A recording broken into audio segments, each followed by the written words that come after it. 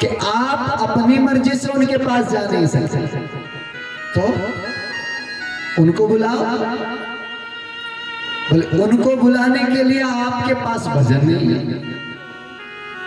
मतलब बोले दुनिया में तुम्हारी टक्कर एक ही ले सकता है, कौन? श्री हरि नारायण। उन्हीं के साथ तुम्हारा युद्ध हो सकता है, लेकिन तुम्हारे अंदर इतनी सामर्थ्य नहीं कि तुम भगवान के द्वार तक पहुंच जाओ। और भगवान को तुमसे लड़ना नहीं, तो वो क्यों आने लगे? हिरण्यकश्यप के आने लगे, लेकिन हमें तो अपने बल की था लेनी है, हमें जगत में सबको हराना है। युक्ति बताओ, किस युक्ति से? बोले एक काम करो। क्या? भगवान उनके लिए आते हैं जो उनका भजन करते हैं।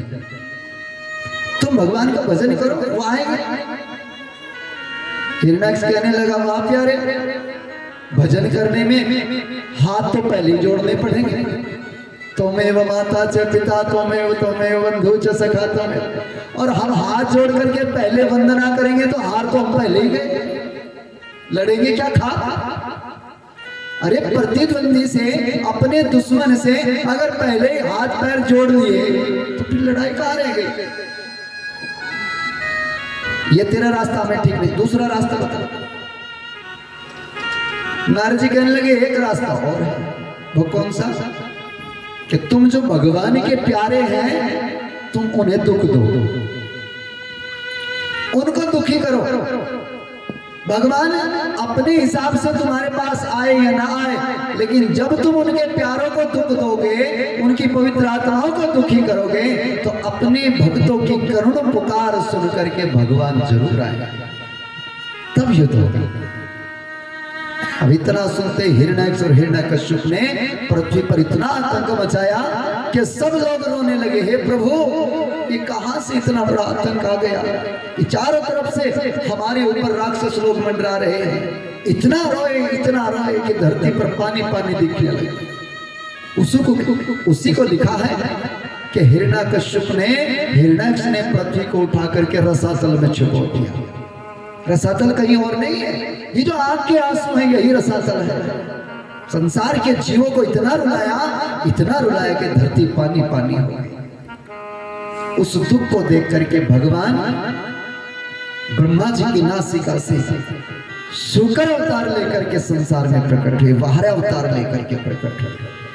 बोली श्री वारे भगवान की।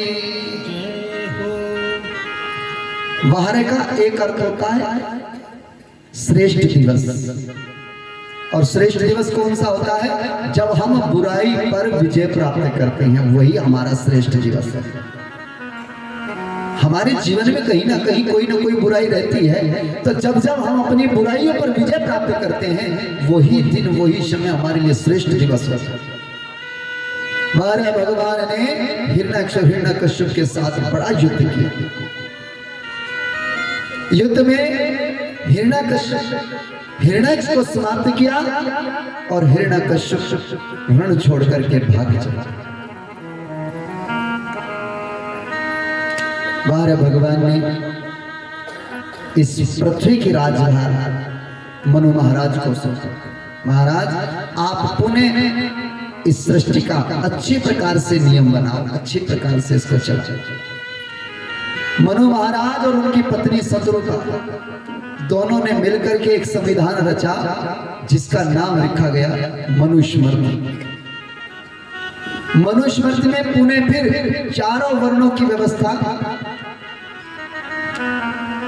चारों आश्रमों का और चारों वेदों का पाठन ये मनुस्मृति के द्वारा संसार में दिया गया। हर सनातन जीवन जीने वाले व्यक्ति को अपनी वर्ण व्यवस्था के अनुसार जीवन जीना चाहिए। वो कभी मार नहीं खाए।